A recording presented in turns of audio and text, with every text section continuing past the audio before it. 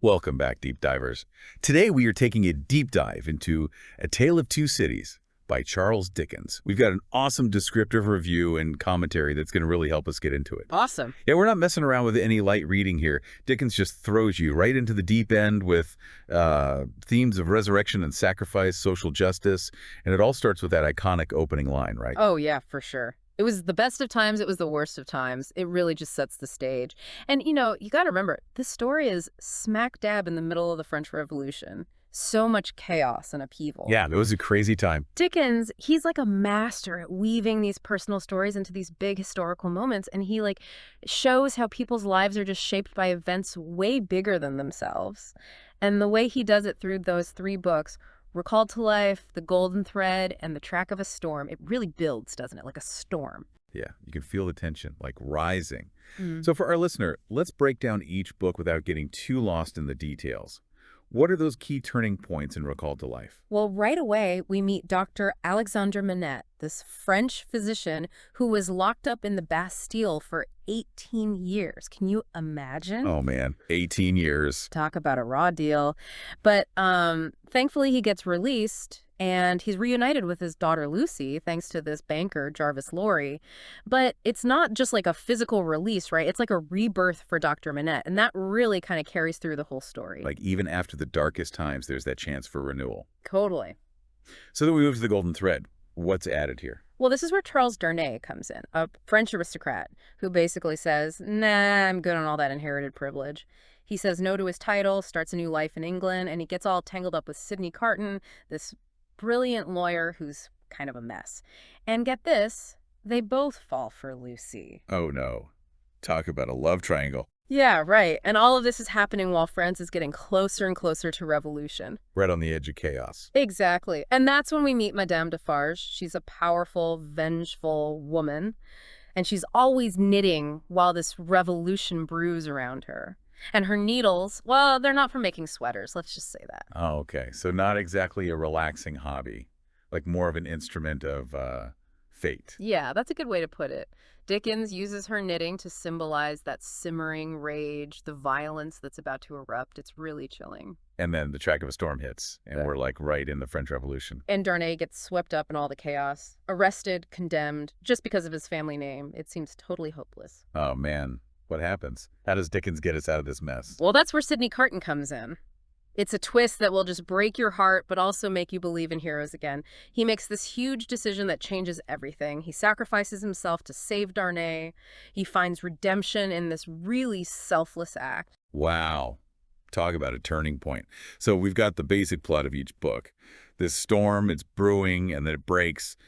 But the characters really bring the story to life. They each kind of embody a piece of this whole puzzle, right? Absolutely. They're not just characters. They represent the big themes of the novel. Like, take Charles Darnay, a man of principle, gives up his aristocratic title, tries to make a new path, but the past is always there, It's like he can't escape who he is even if he wants to, trying to build this new life. But the revolution pulls him back in.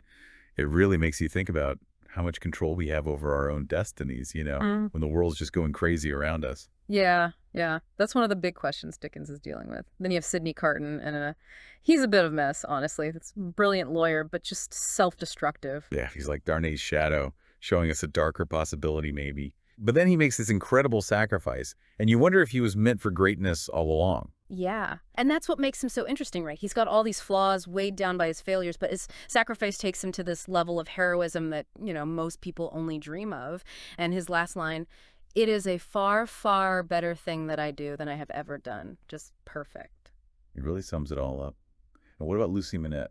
She seems to be the one holding everything together. Yeah. Lucy is the heart of the story. She brings compassion, love to everyone around her, especially to her father, Dr. Manette. Don't forget, he was unjustly imprisoned for years, and his journey back to being healthy really mirrors France's struggle. Wow, that's interesting. Like they're both trying to heal from these deep wounds. And then you have Madame Defarge. She is a force of nature, just driven by revenge. Oh, yeah. Powerful figure, but also kind of a warning. Dickens uses her to show how righteous anger can twist, turn the oppressed into the oppressors. Her character is a warning. Revolutions start with good intentions, but can easily become violent. Right. They can spiral out of control. And let's not forget those supporting characters like Jarvis Lorry and Miss Pross. They're just so loyal and stable, They really are. like anchors in the storm, reminding us that even in the darkest times, good people still exist. Human decency shines through. Exactly. They show how important those acts of kindness are, how they can like ripple outward and offer hope when everything's falling apart. Like Dickens is saying, those small gestures of compassion really matter. Yeah, they do. Yeah. Okay, so we got a sense of the plot, the characters, the historical context.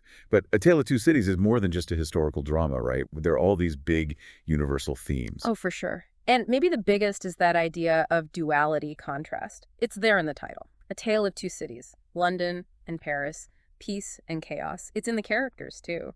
Darnay and Carton, like two sides of the same coin. Like we all have that potential for good and evil inside us. Yeah, that's a good way to put it. He's exploring human nature and how our circumstances, personal and societal, can really influence us. And there's that contrast between individuals and the forces of history. How much control do we really have when the world is falling apart around us? That's a question he asks throughout the book. Yeah, it makes you think.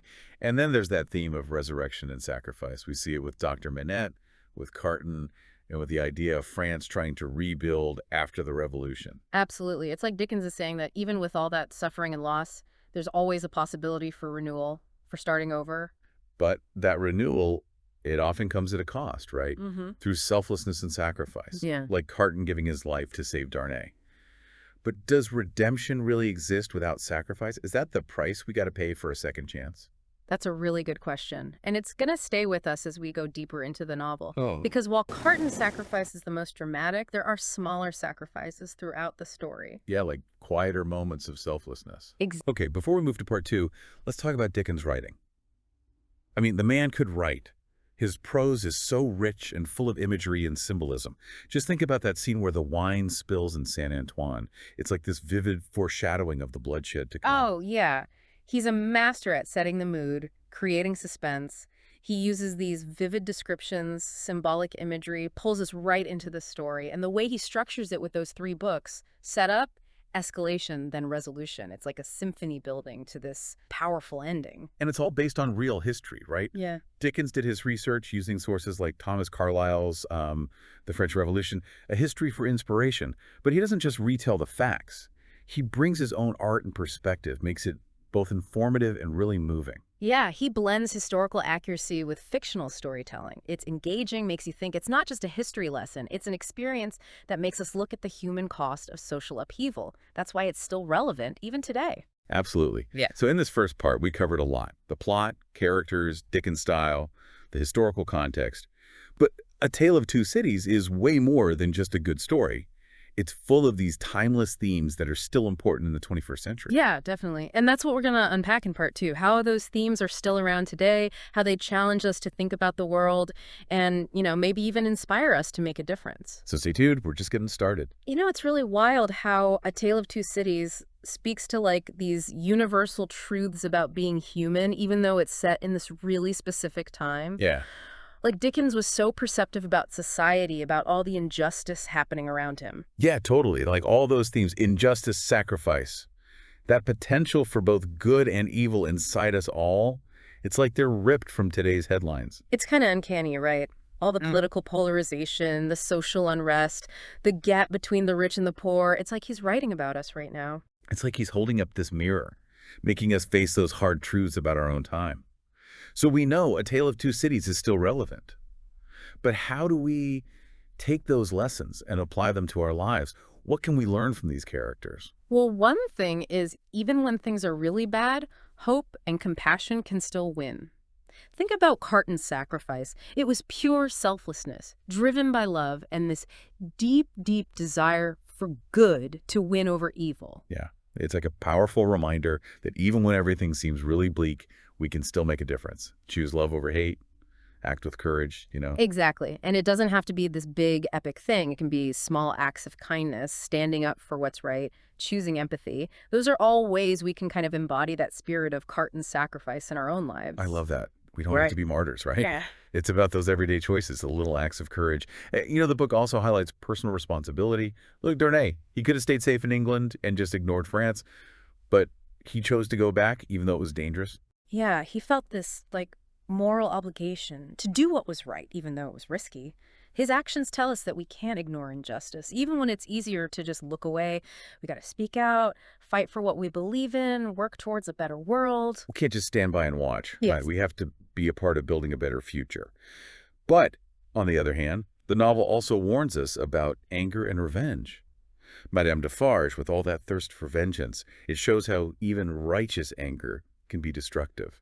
Yeah, she's a scary reminder that even when we fight for justice, we can't let hatred and violence take over. We have to break the cycle of revenge, forgive, heal, build a future based on understanding. It's tough, but so important. It's like Dickens is giving us this really complicated view of what it means to be human. Yeah. He shows the darkness in us, the cruelty, but he also shows love and compassion, redemption. He does, and that complexity is why it's still so relevant. It doesn't give easy answers. Mm. It makes us deal with tough questions, confront the truth, keep fighting for a better world even when everything feels messy. Like he's saying, life is messy.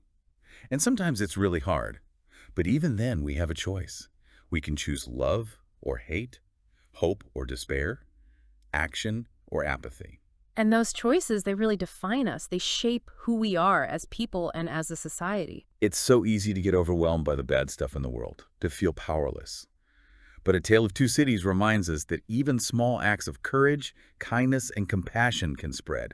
They can make a difference and inspire others to do the same. It's like that ripple effect when you throw a pebble in a pond. Those ripples can go really far. And that's what's so cool about Carton Sacrifice. He shows us that even like regular people can make a huge impact, change history, leave the world better than they found it.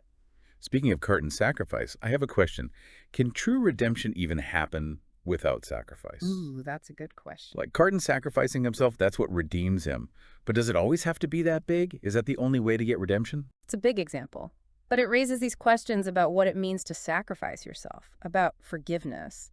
Can we really make up for our mistakes without paying a price? You know, it feels like Dickens might be saying that real redemption means total transformation. A willingness to let go of our old selves and embrace something bigger, even if it means sacrificing what we have, what's comfortable, maybe even our lives. And that transformation means facing our demons, admitting our flaws, and working to be better. So it's not just the big gestures. It's about the everyday choices we make to put others first. Kindness over selfishness. Forgiveness, not resentment. Love, not hate. Yeah. Redemption is a journey, not a destination. It's about always trying to be better, making up for the past, living a life that matches our values. And even though A Tale of Two Cities is in this specific time period, it talks about something really timeless, about being human. Love and loss, betrayal, redemption, that struggle to find meaning when things feel chaotic. These are things we all experience, no matter when we live. Absolutely. And it reminds us that even when everything is dark, hope still exists. And that humans are super resilient. We have a capacity for compassion and love. And that's worth remembering, even when things are tough. Okay, so we've looked at the themes, connected them to now. What's the takeaway? What do you want our listener to think about as we wrap up this deep dive into A Tale of Two Cities? I think it comes down to this. Look for those chances for redemption in your own life. Choose kindness. Choose compassion. Choose to make a difference, no matter how small, because even when things are really dark, those choices can change things. That's a great way to put it. Okay, so we're back, ready to finish up our deep dive into A Tale of Two Cities. And last time we were talking about this big question, is true redemption possible without sacrifice? I mean, Carton Sacrifice, that's what everyone remembers from this book, right? Oh, absolutely. It's like the climax, the moment that just stays with you. But I think we got to remember that Carton Sacrifice, it wasn't just some random act of heroism, It was like his whole journey, how he changed throughout the story. Yeah, that's true. I mean, he's basically throwing his life away for a good chunk of the book. He's so talented, but he's just drowning it all in, booze and being cynical. Right. He's almost like a warning at first. But it's his love for Lucy. That's what finally opens him up, makes him see there could be something more, a life worth living, So it's not just about saving Darnay, it's about saving himself, too. Exactly. And that's where the real question gets tricky. Does redemption require this huge, life-changing sacrifice? Or can we find it through smaller, everyday acts of selflessness? Right. Not all of us are going to die for someone we love. So can those smaller acts of kindness and courage be as powerful as what Carton did? I think they can be. I really do. The heart of Carton's sacrifice is that willingness to put others first, to choose kindness over selfishness, forgiveness, not resentment, love, not hate. It's about, like, showing up for people even when it's hard. So those everyday choices, when we step outside ourselves to help someone, Mm. those are the building blocks of redemption, like trying to be better even when we mess up, making things right when we hurt someone. Yeah, totally. Redemption isn't about being perfect. It's about seeing our flaws, admitting when we're wrong, and really trying to do better. And that's where Dickens really nails being human, doesn't he? We all screw up, have regrets, and want some kind of redemption, some way to make peace with ourselves, with the world. It's so true. And Dickens seems to be saying redemption isn't about punishment or suffering. It's about transformation. It's about meaning, purpose, even when everything feels chaotic and unfair. Yeah, it's like he's saying, hey, life's tough, but we have a choice. We can get stuck in our mistakes, or we can use them to be better. That's a powerful way to look at it. It really is. And it goes beyond the historical setting, right? It's about the human spirit. Definitely. Okay, wrapping up this deep dive, what's the one thing you want our listener to take away? What's that piece of wisdom that Dickens put into A Tale of Two Cities? I think it's this. Look for those little chances for redemption in your own life. Choose kindness, compassion. Choose to make a positive impact, even if it seems small. Because even in the darkest times, those choices, they can make ripples, real change. That's a beautiful thought. And I think it's a perfect place to end our conversation. It's been so great exploring A Tale of Two Cities with you. Likewise. And to our listener, we hope this deep dive gave you a new perspective on this book, but also uh, inspired you to look for those moments of redemption in your own life. Keep learning and keep diving deep.